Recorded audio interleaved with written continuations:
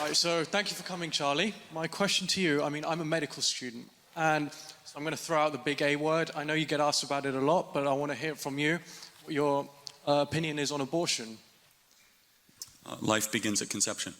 But about abortion specifically, why do you think abortion's wrong specifically? Well, you agree murder is wrong? I agree. Okay, so this is where we get to the question, right? Because what is it about murder you say is wrong? Like, why is murder wrong? Well, because it's a human being, not just because it has consciousness or because it's of a certain age, because it's a human. And what is it that gives human being this moral worth? Not its consciousness necessarily. I didn't say it's consciousness. I know that. I can imagine it's because it is a human being, because it has a soul. And what is this soul? Where does this come from? This idea that it's... Exactly. Again, the Greeks postulated that it is the entirety of your being.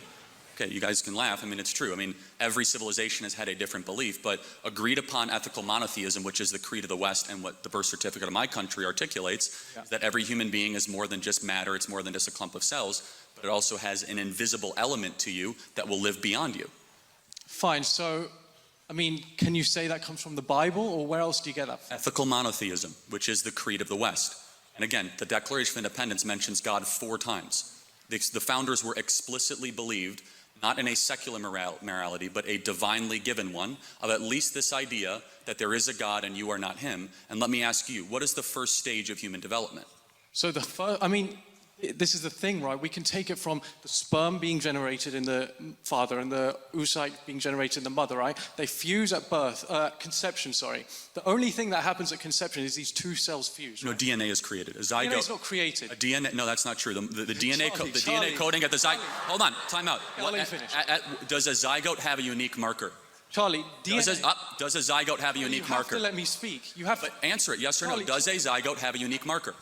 Define a unique marker. Meaning, can you differentiate the DNA coding between the mother and the zygote if you examine it under a deoxyribonucleic acid analysis? Can you? Only purely because the addition comes from the father. Oh, so it is something different. Charlie, DNA is not created.